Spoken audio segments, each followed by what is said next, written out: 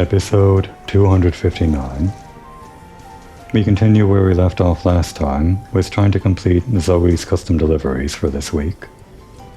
I kind of have to sprinkle these in every now and again, just in random places, so that I can actually complete her questline in a reasonable amount of time. Real world time. There's only so much we can do in 1 week after all. But in the interest of time, I've completed everything that we need to create except for one last item here, which I'm kind of cheating by doing it as an alchemist that I have at level 91 through, turning in items over at the maelstrom, those other delivery things. It actually makes it very easy for these things that I'm overleveled for, even if I don't have the right gear for it, because we have this almighty ability that you get at level 90, which completes any item that's 10 levels below you or more. Basically anything from the previous expansion, gives it instantly 100% quality. We still need a little bit of luck to get the full progress though. Like luck on getting that, or luck on getting this. Just need one. Just one. Just one? Please? Okay, that'll work too, I think. Let me think. That would be 240, 480, plus 72 would be... that's enough. Yeah, we don't have CP to spend on anything else, so we have to be careful here. Honestly, it worked every other time I used this ability, this rapid synthesis. It should be 50%. Kind of had me worried there. But yeah, now we have all 6 of these things that we want to turn in. Done by an alchemist, but we're going to turn them in as a carpenter. Get the experience there. It's not like Zoe will know the difference, right?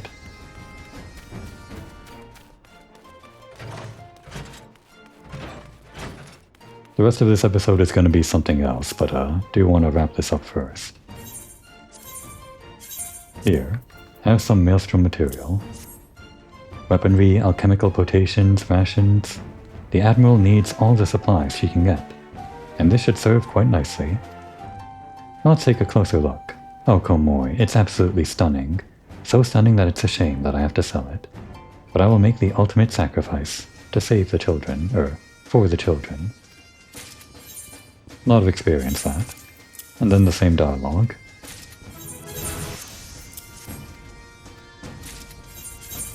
Oh, and now rapid synthesis deigns to get better stats. Although, no, I already had the upgraded master synthesis from Alchemist.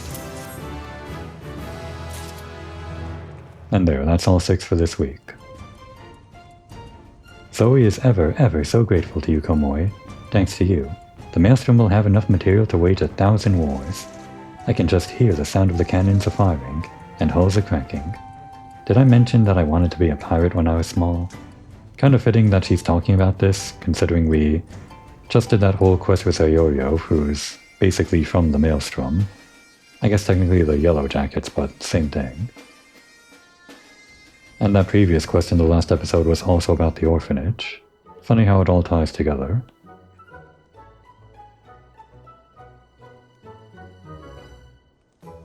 Komoi, oh Komoi, you'll be happy to know that Zoe's instincts were right on the mark once more.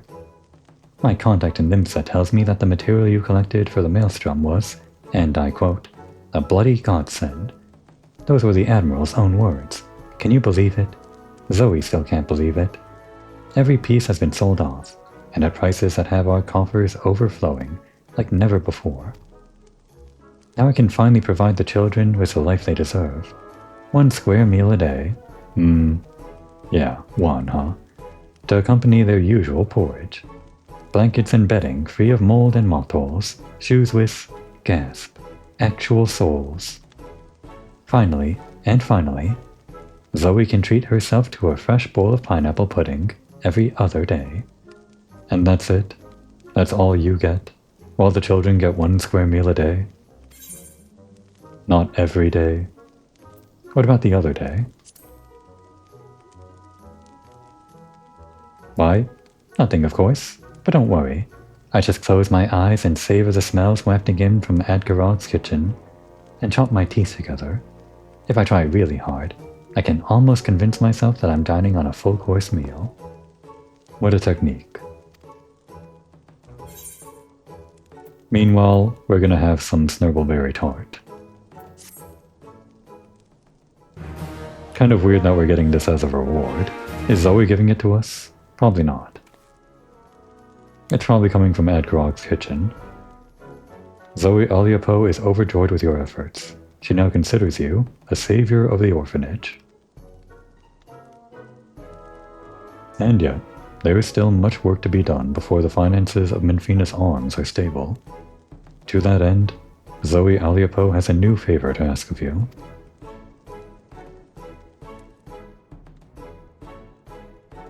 To think Zoe would live to see the day when Menphena's Arms was finally free of debt. Not that I thought I'd actually die, of course. At least not for a while. I mean, we're all going to die one day, right? Not Komoi. She's gonna live forever. Oh dear, that conversation took a depressing turn. What I mean to say is, thank you oh so much for all you've done. Thanks to you, Komoi, business is thriving, and Zoe can finally keep Menphena's Arms running on her own.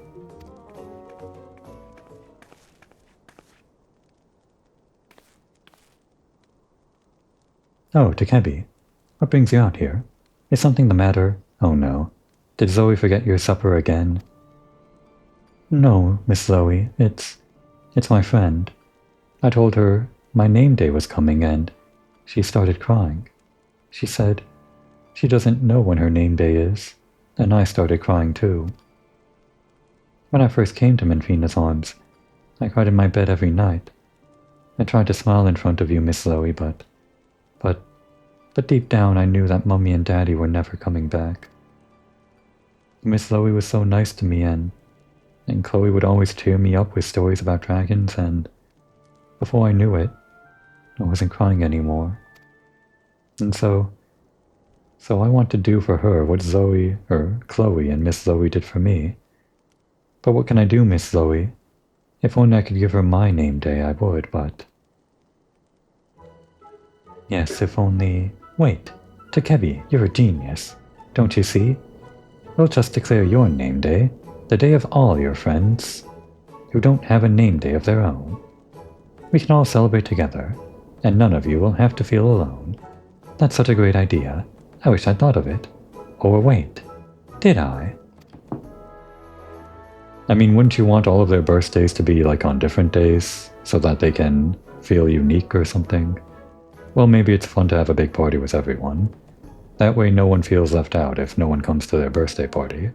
Because everyone's at the same birthday party, I guess. Oh, Miss Zoe, can we really? It would make her so happy. When's Komoi's birthday? Actually, I guess this is relevant. After this.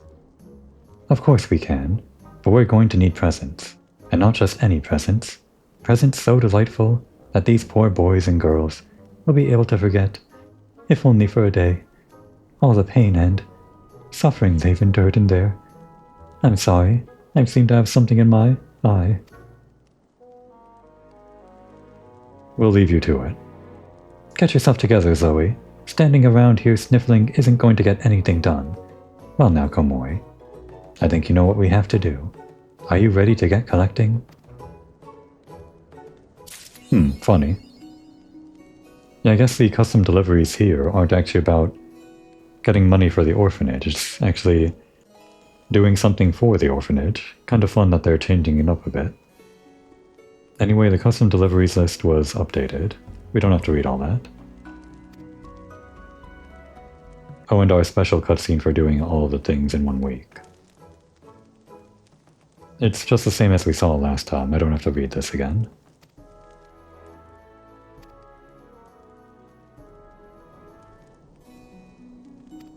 That's it until next week.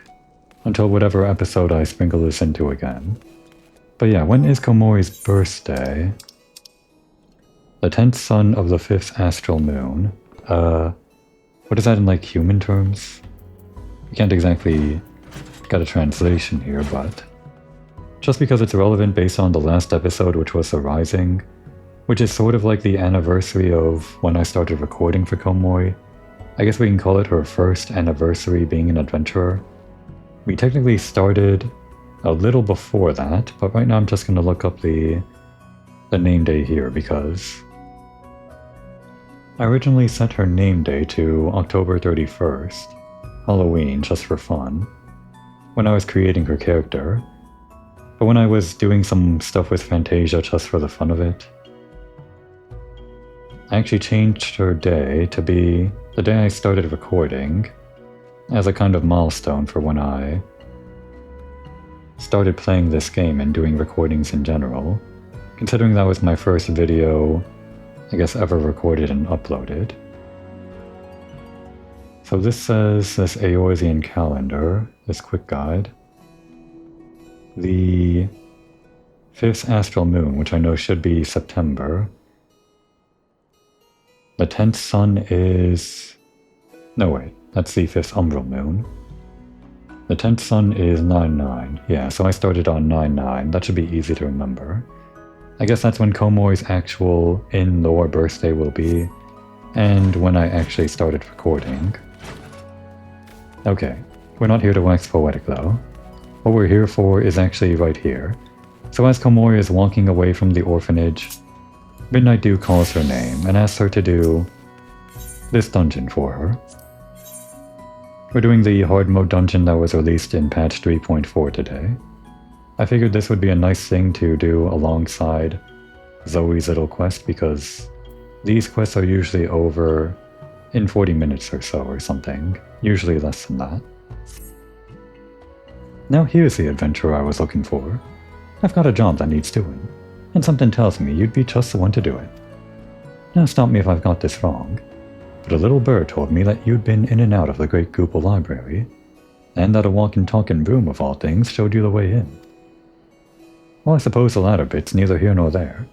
Long story short, a certain personage has something they want from that library, a hefty leather-bound tome to be exact, and they've tasked me with finding the right woman to retrieve it. There's just one rub.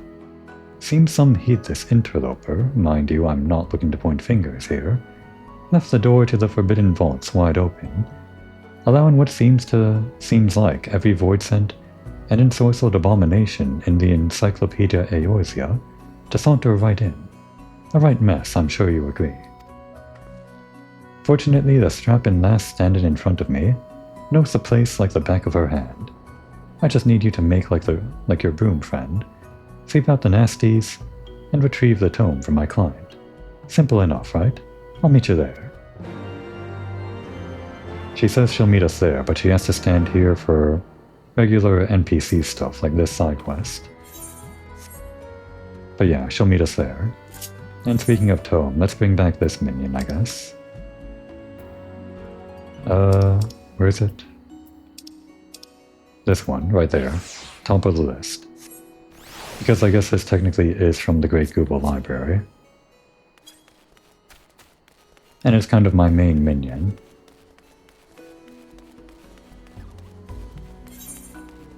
Yeah, it's independent. I was trying to remember if it was obedient or independent. All of my favorite minions are independent. I mean, there are some that I just like for their looks that are obedient, meaning they just follow you exactly. But the independent ones feel more alive because they just wander around in your vicinity. No faster way to get there other than flying. And yeah, I think as Komoi is flying on her way to the Great Goople Library, she remembers... She kind of forgot about the world-ending threat that is Alexander. That and the goblins that are, as we speak, plotting away inside of it. Their plot to, I don't know, control the time stream or something like that. At this point, Komoi probably thinks to herself, she has to get back to that right after this. Probably after this episode I might head back into this raid and finally wrap up the Alexander series. While we do some other things in patch 3.4, there's a lot to do. First of all, this. This is of course going to be a hard mode dungeon of a dungeon we already did before. It might even be like the last hard mode dungeon. I think they stopped doing it in Heavensward. Unless there's like a hard mode dungeon in patch 3.5. There might be. You know, I think there is actually. And this is the second to last one. Ah, there you are. Good to see a woman who doesn't shy away from a challenge. You'll see a sturdy looking door just ahead and to your left. That'd be the entrance to the Forbidden Vaults. This is as far as I can take you. It's in my contract, you see. Anyhow, my client and I are both counting on you to retrieve that tome. Watch your back in there and try to keep it down. It is the library after all. Very funny. But yeah, because this is a hard mode dungeon and a side dungeon at that, we do have to actually enter it with a group of real people. No duty support for this one. The wait time is 8 minutes. It's a good wait time because it's currently Friday, afternoon at the time of recording. Shouldn't have to wait too long. And yeah, she's just saying the same thing. Well, I don't think we'll have to wait too long, but I guess we'll find out. We'll just stand here until some more adventurers come our way.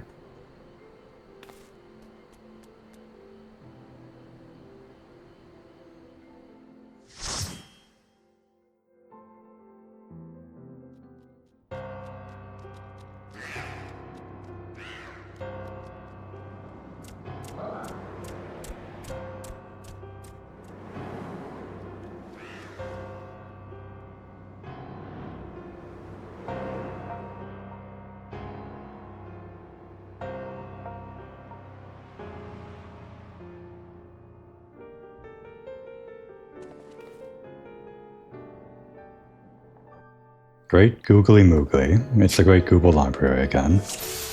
Now with invisible monkeys or something.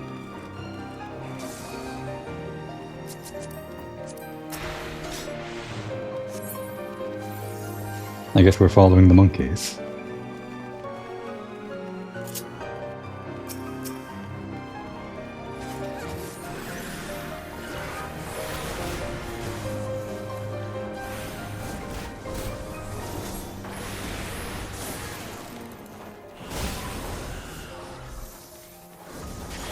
Think we get the cast off.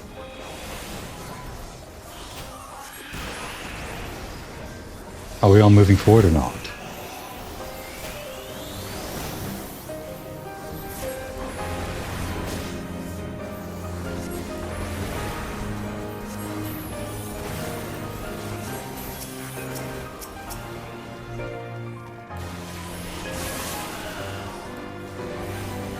Seems like we might be doing single pulls, I'm not exactly sure. Doesn't really matter to me though. It seemed like our tank was signaling to move forward, but I'm not sure if we are.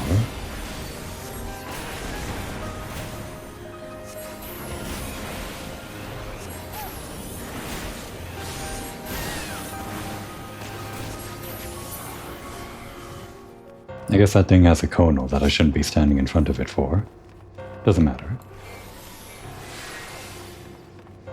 I wonder if we're going to see a new part of the Google Library here. I don't remember where we go in this hard mode version.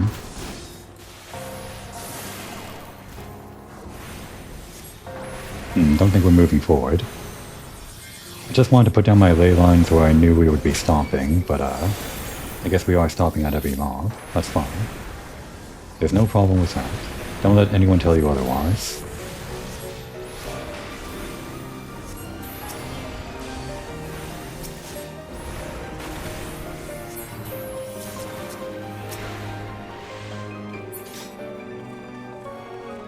Is our first boss this monkey? No.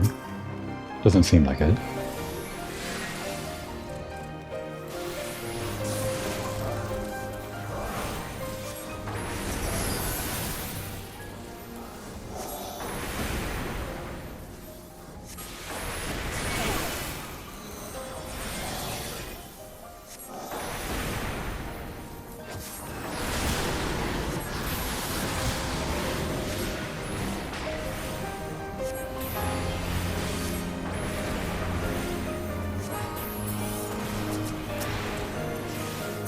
Are there any books to read, by the way? In the hard mode version? I guess there are.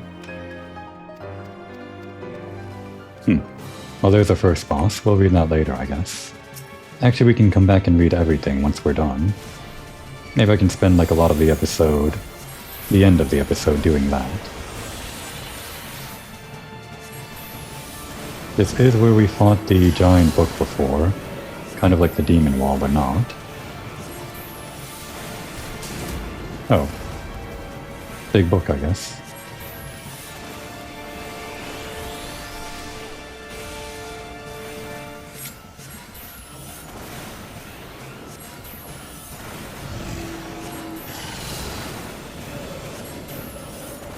Can we sure cast without getting pushed back? We can't. Unless I activated it too slowly.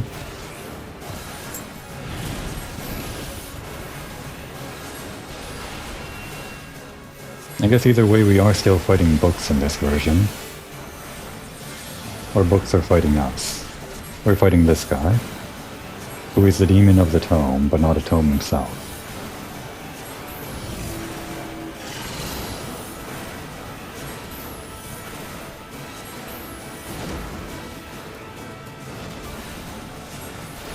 Oh, that was a bit early.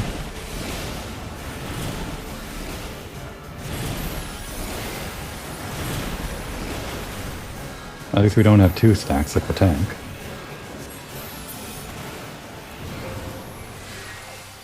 Don't mind if I do. If no one else wants it. Oh, I already have that one.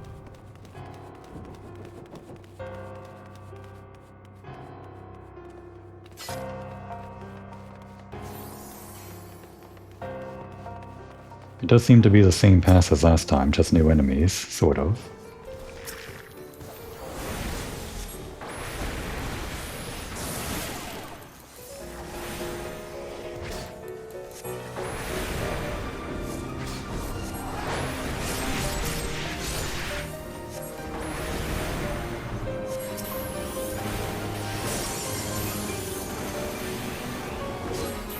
Very important to know when to switch targets whenever you're playing a spellcaster, especially a spellcaster with a long cast time. More important when the spellcaster Black Mage had a longer cast time in the past, but whatever. Oh, we're already in combat. Oh well.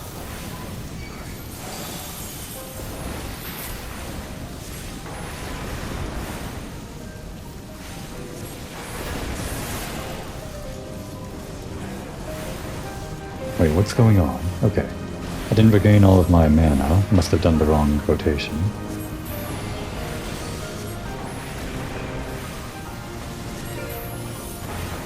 And what a simple rotation it is. This guy used to be a boss in one of the other places. When he started casting Firewater, that reminded me. Kind of beyond that now. Don't mind if I do.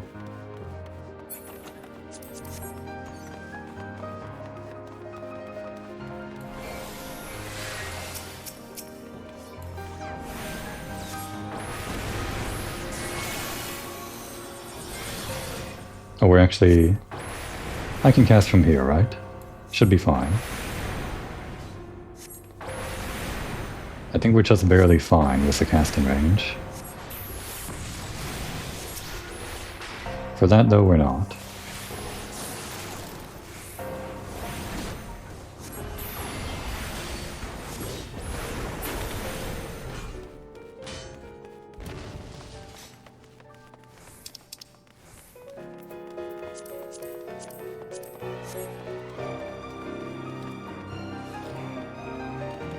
One thing I never really learned is, can anyone see me spinning in midair like this? Or is that just something only you yourself can see? Because I've never seen anyone else spin like that, but it could just be that they're not using controller and don't spin in the air like I do. I'm pretty sure that you can't see other players spin though. It has to be like a netcode thing. Well, not netcode, just like one of those things. Okay, this is kinda new. I think. Yeah, one of those connection things where you have to...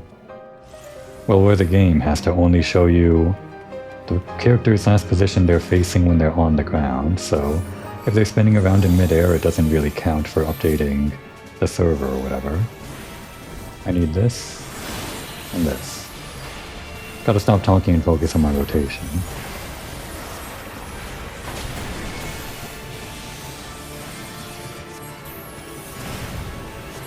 Oh no. Great.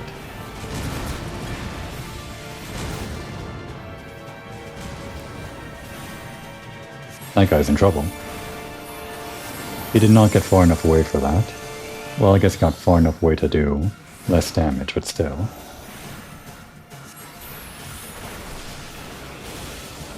Liquid Flame again. Or is this the first time that we fought him? I guess it is, but we fought a guy like it. We fought Liquid Water inside Alexander. Liquid Water, I say. Living Liquid is what it was called.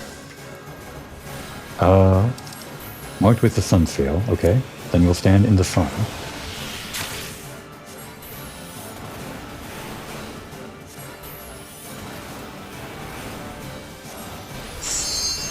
Sometimes you want the same, sometimes you want the opposite. It's not very clear.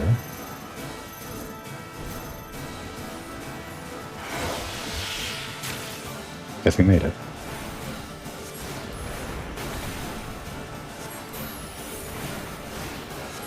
Are we allowed to stand in the same one? I wasn't sure.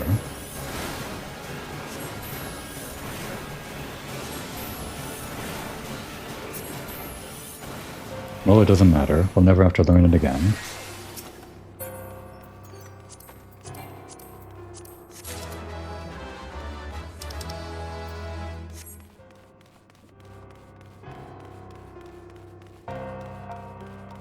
I think we are going down a slightly different path now. We might see in this new area if I recognize it or not. Okay, this looks new. I like this. I think it's new. Maybe? I don't seem to remember it being this fancy in the other part of the dungeon.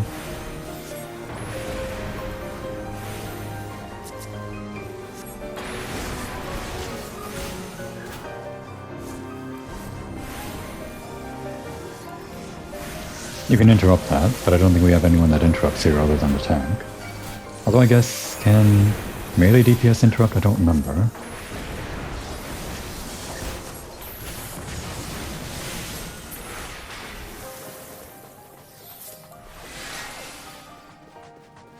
I think they can actually. No, they can stun, not interrupt.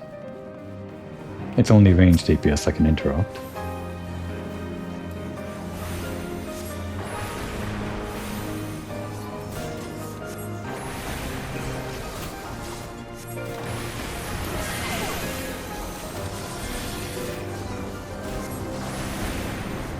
Great. So much for those Aelons. I'm not even going to walk back to them. You probably just lose DPS in the walking time.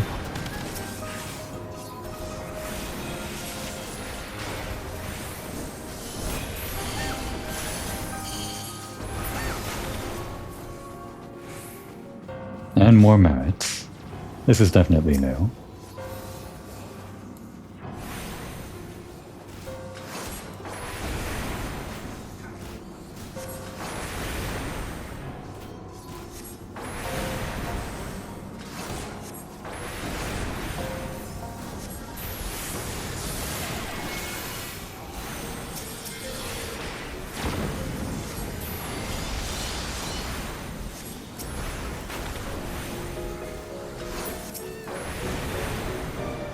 Probably go with single target here. It's only 2 guys. Well, it seemed to be more guys, but still.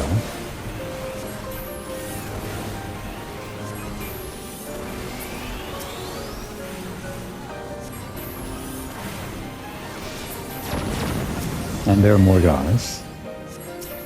Right on cue.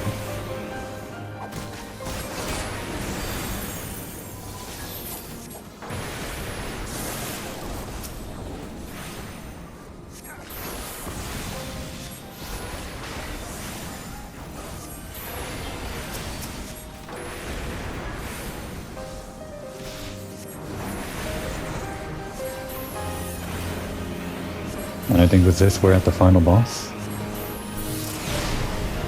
Getting through this quite speedily, I think. Even taking one mob at a time, or one group of mobs at a time.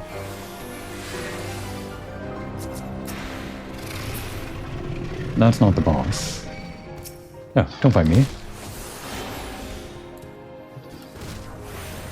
That's not a panda. I know what a panda is, that's not a panda.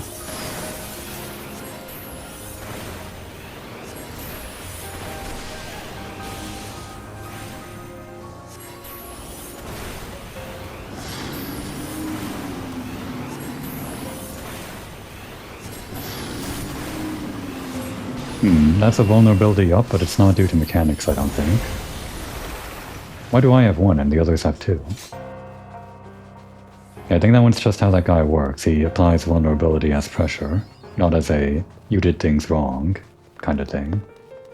Oh yeah, this boss. I remember what this boss looks like, I don't remember how it works. I guess we'll find out. Or we won't, and I just will get more stacks. Alright, Komori, summon all of your book knowledge. You know how to read at a middling level, I'd say. Show this owl what you've got.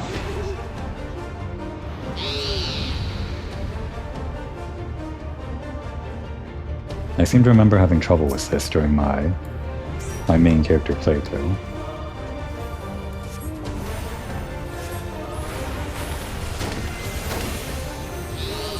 It checks out books. It has the perfect volume for us, apparently.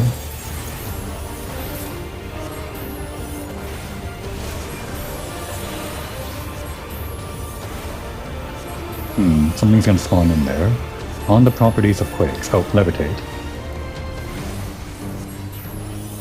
Tank's gonna take some damage, but that's fine. Tanks can always live, right? Get out, maybe?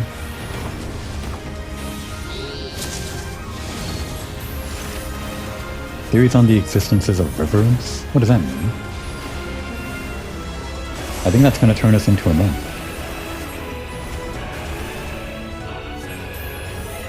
Properties of darkness. Do we want him?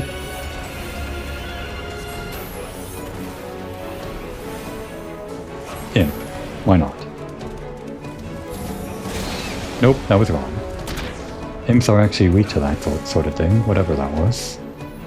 I guess it was tornado, so it was lightning aspected. On the properties of imps, it says. Okay, and now we're non-imp. Got it. What does this one do, though? Let in. Makes us heavy. Do we ever want to be heavy?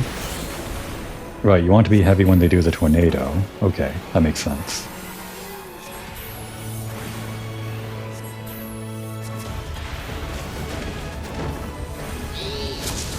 Checking out more books. Grimoires of Legend. That's a big book. That's a big behemoth. We haven't even fought that thing in the real world. It's doing meteor.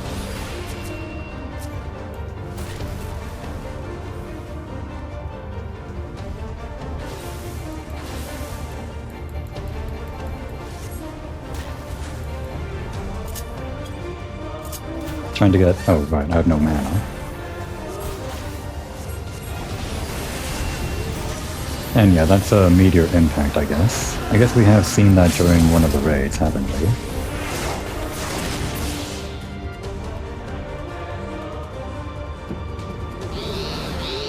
That's right, it was during the Labyrinths of the Ancients that we saw one of those behemoths. But the real behemoths out in the real world that you fight in just like the random encounter or whatever, that one we haven't fought. Might not ever fight it, but I guess it shows up here and there nonetheless. Is this the book you're looking for, Komori? You can at least read the title, right? You're at that level. Did you even get the title that you need to read? From the quest giver? I don't know. Regardless, let's celebrate.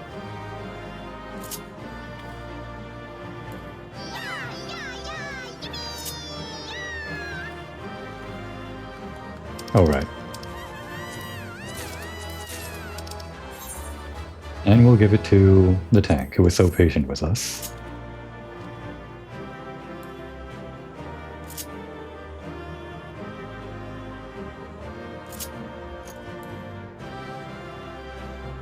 What is this book anyway? Can't read the title. Well, anyway, what we're gonna do is actually teleport back to the beginning and read all of those books that we didn't read. We can turn off the music for that.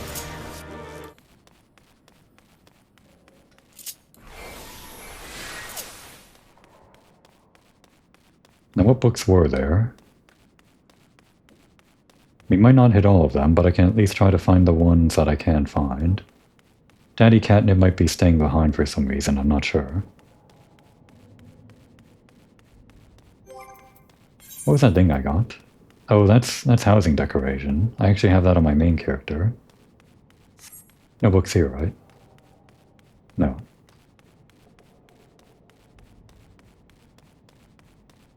Sure is quiet in the library. And now we're all alone. Daddy Catnip has gone elsewhere.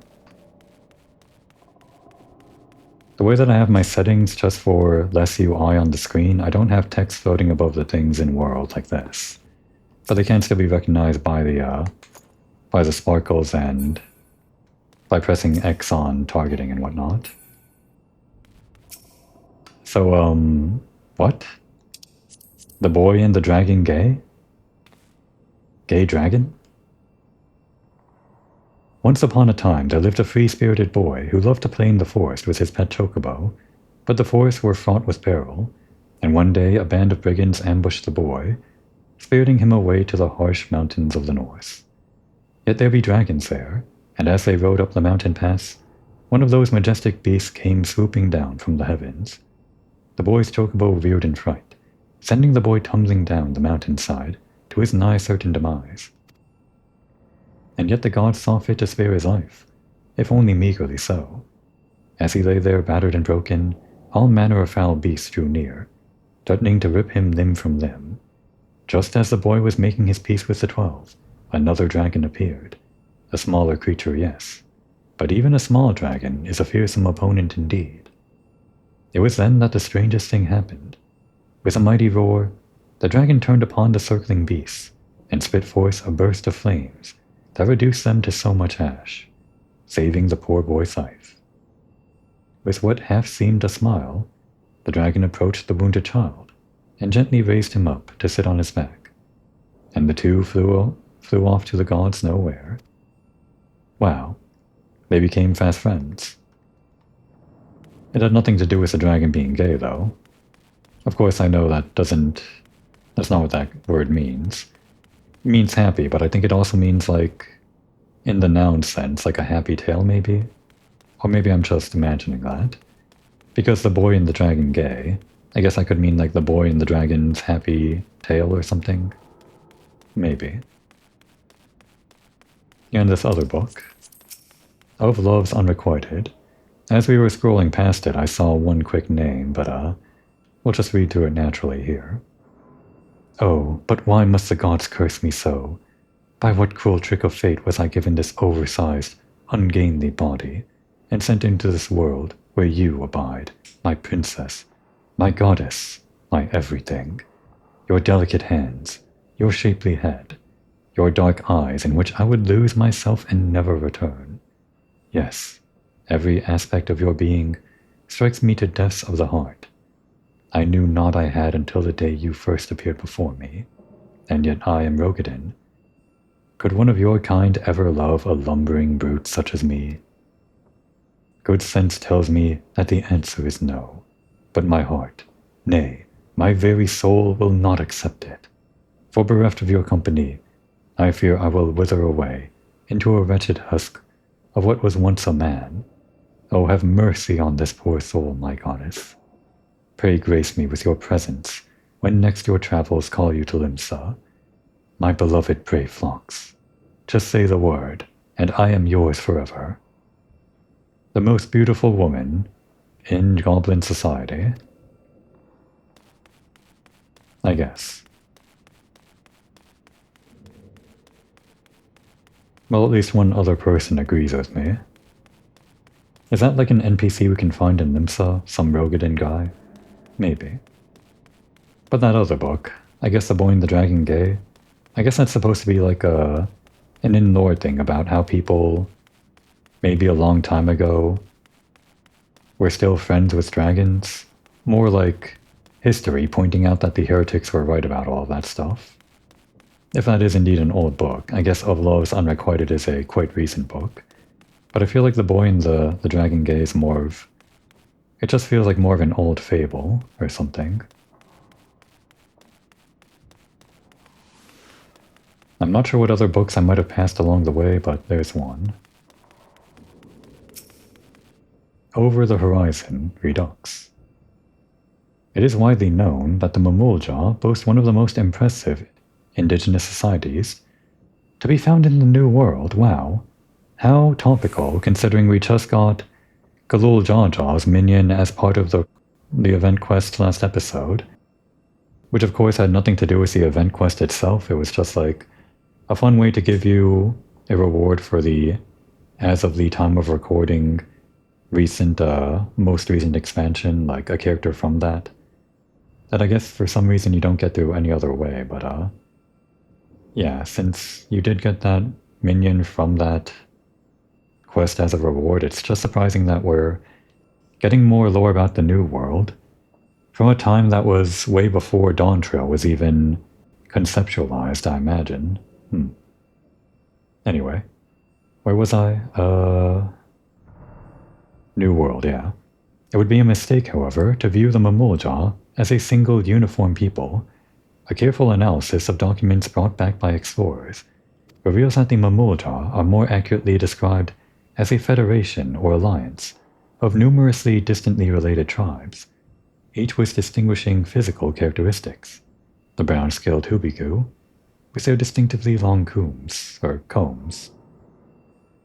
large-eyed, blue-scaled Bunawa, and the mottled Dopro.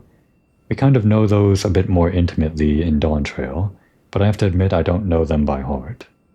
I know one of them are more magic-oriented, which I think were the Bunawa, maybe the Dopro, can't remember. But the blue scales are kind of like an important thing.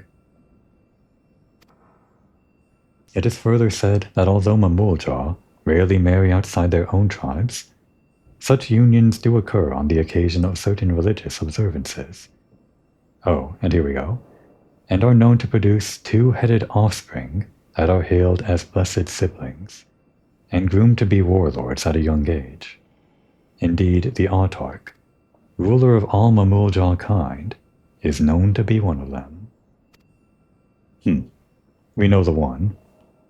Except, I guess we... When was this book written? Because it's sort of recent history that the Autarch, or whatever they're mentioning here, the ruler of all Mamulja kind, became that, like, unified all of the tribes or whatever.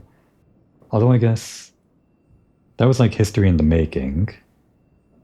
This is getting ahead of us, but it's technically like decades ago at the time of the current year in Komori's world, that the current Autarch, the ruler of all Mamulja kind, the Dawn Servant, the one that we have the minion of, it's not really a spoiler, I guess. That guy kind of created his nation several decades ago, and maybe this book might have been written like before that, considering that we're in like an old part of the library. And this book maybe arrived like way after they got back from the New World or something. And potentially Galul Jawjaw was maybe still building his nation then, and he was already at that point the leader of all Mamulja kind, but not the leader of what we later learn is going to be what is that place called? Oh, of course it won't appear on my map. Well, the place that we go to in Dawntrail. We'll get there when we get there, I guess. But yeah, just interesting that it's all still kind of consistent, even if they're speaking in terms that don't reveal everything, because it wasn't created yet. Yoshi P and the rest of the team behind Final Fantasy XIV were still working on the script back then. They probably didn't even know we were going to the New World back then. I probably could have been wandering around while thinking about all that.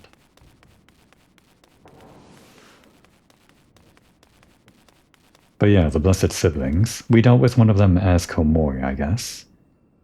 And it was just like a quick kill in a dungeon. Didn't even spare two thoughts about it. Of culinary applications of goblins. From mutton to moral, oyster to orabon, eel to eft. Eorzea does not want for delicious and delightful ingredients to stimulate the senses of any culinarian. And yet how is it that we came to know that the flesh of these creatures would pleasure our palate so? The answer is self-evident. For every familiar ingredient, someone, at some point in our history, first took it upon him or herself to eat it. And yet this answer raises another question. What wondrous flavors and textures remain undiscovered, just waiting for a brave soul to discover them? And so it was that I took it upon myself to investigate the culinary suitability of goblin flesh. Why goblins, you ask? To which I say, good reader, why not goblins? If you're not familiar, goblins are crystal spiders, basically, of some kind. They're hard rock candy, or so this guy believes. The above passage was composed by my elder brother.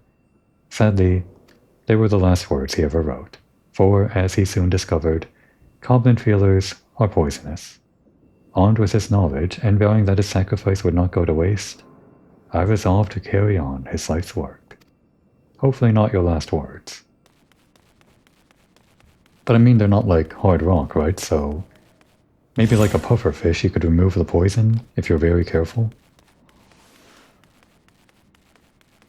Who knows? Maybe just like the whole Blessed Siblings and all of that lore about the Mamuljaw, that book is also going to be critical stuff for the next expansion. Maybe goblin flesh is going to save the day in the very end, who knows?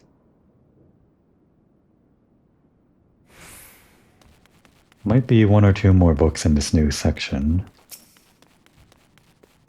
And here's one. Proceedings of the Council of Magi. What's the correct pronunciation again? I looked this up at one time. Magician, not Magi. Is it Magi? I think it's Magi. Proceedings of the Council of Magi. Proceedings of the 284th Convocation of the Amdapori Council of Magi. I just pronounced it. Magi. Council of Magi.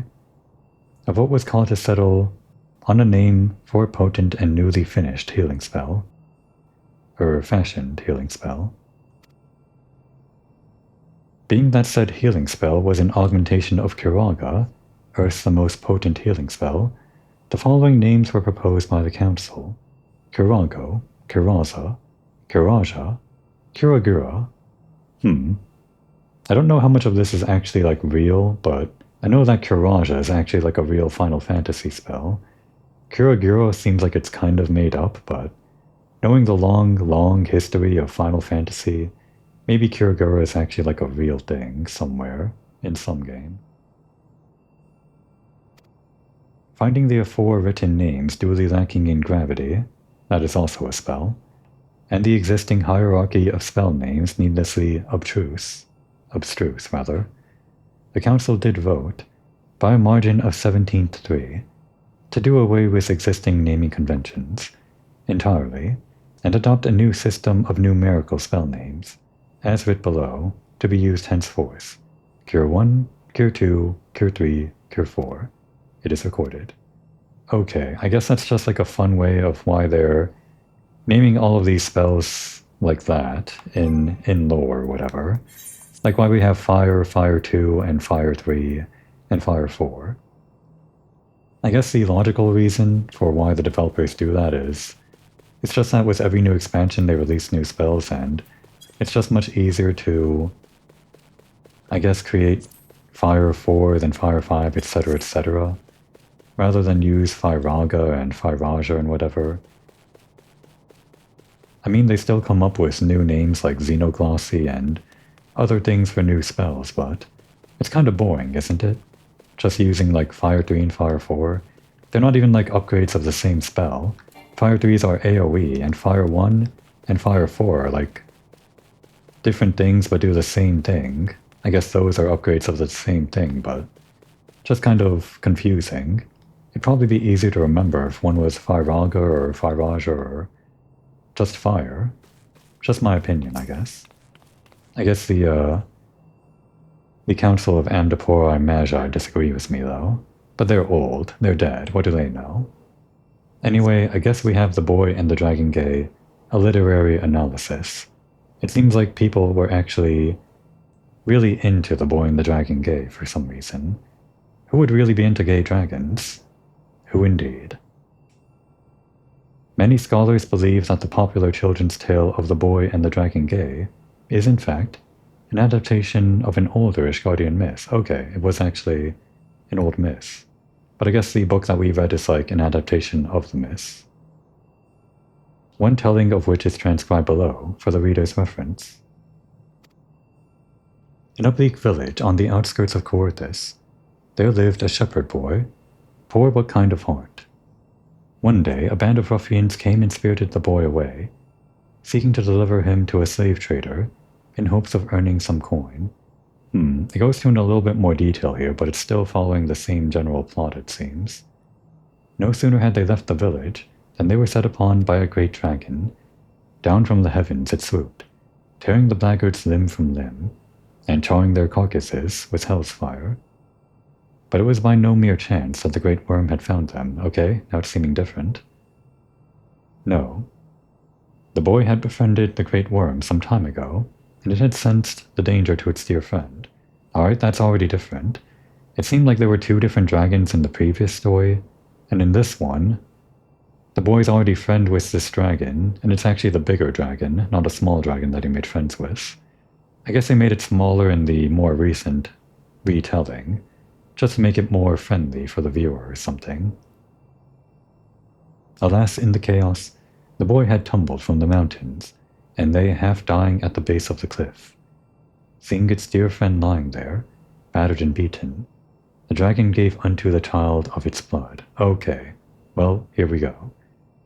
So it was that the boy took to the skies as the worm's minion, flying off to only the gods know where. It's still kind of the same thing. The boy is spirited away forever, never to be seen again, but he's transformed into a dragon. But I mean, not the worst face in the world, or not the worst fate in the world. We kind of just did that whole quest the whole Ishgardian restoration side quest, where we brought back that husband to his family and all that, and he's still a dragon, so I guess you still retain your sentience and your memories and all of that stuff. It's just a new body. And in fact, you're a dragon now. A lot of people would love that sort of thing. A lot of people would pay for that sort of thing. Perhaps the Dragon Gay was inside of us all along. And it takes some dragon's blood to bring it out for real, apparently. Well, that's it for the books, other than the one book that we actually came here for. I guess we'll find out what this book is from Midnight Dew.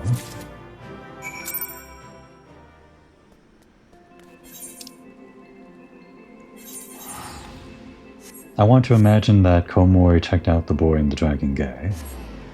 That's probably around her reading level, right? Or at least it's the kind of books that she's interested in.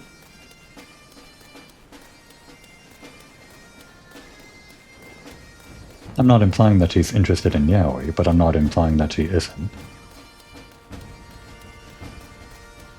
Oh hey, here's that yellow carbuncle again. The one that just randomly appears anywhere here in Idleshire. I guess it can also appear here sometimes. How fun. But no, that's not Komori's peepee. Komori's peepee is this one.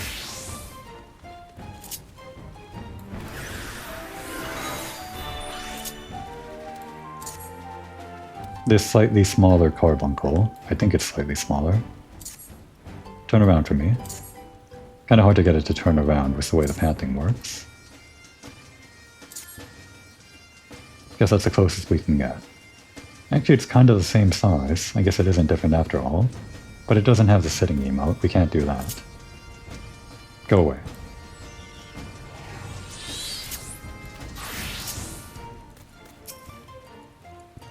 Well, look who's back. And looking none the worse for wear, I might add. Well, what did you find in there? Gay dragons, and also the leather-bound tome.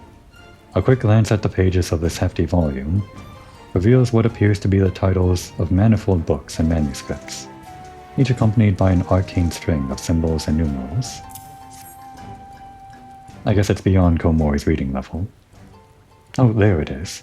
Or at least, I think it is.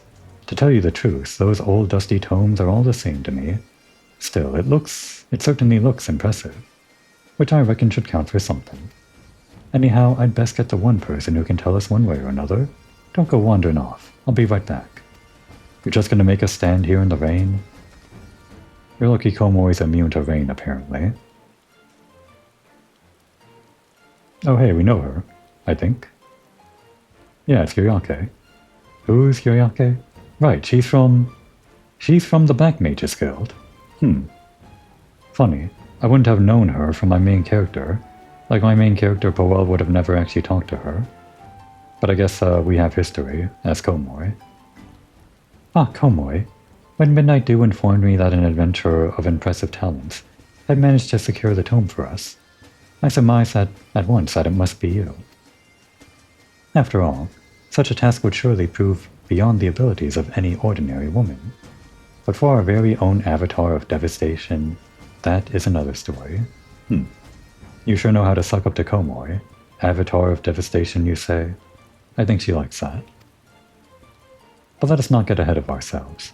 Pray let me see this volume you have retrieved, that I might confirm that it is the self-same tome that we have so long sought. Just don't accidentally show her your gay dragon book. Of Fiends and Fairies, 1001 Immolation Incantations. Out of the Void, a catalogue of extra-dimensional visitors and preferred methods of their extermination. God Speak Good, it's finally ours. The Great Google Library Index. Oh, that is actually huge. It's the book that tells you all of the other books in that mysterious library, well known for having mysterious books. Kind of important, huh?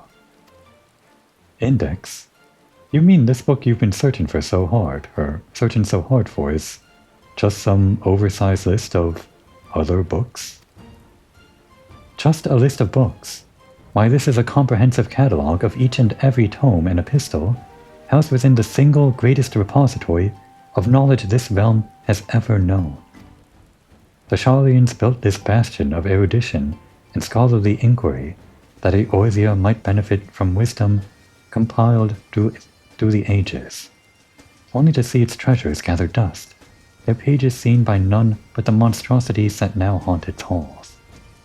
We would see the library restored to its former glory, and ascertaining the full breadth and scope of its contents is a modest but most necessary first step. If the library were rebuilt, we'd see aspiring scholars flock in from all corners of Eorzea, which would go a long way to rebuild an Idleshire into a real town. Whatever me and mine can do to lend a helping hand, you just say the word. That is most heartening indeed. Doubtless the reconstruction process will entail no small amount of menial labor, in addition to the more intellectual duties that will be seen to my colleagues, or will be seen to by my colleagues and me. You calling Midnight Dew dumb? You calling us dumb? Probably not. Why to think of the ever-surpassing heights of sheer destructive power that we might one day achieve has my hand simply shaking in anticipation. The road ahead will be long, but thanks to you, we take our first steps down it. Pray take this as a token of my gratitude.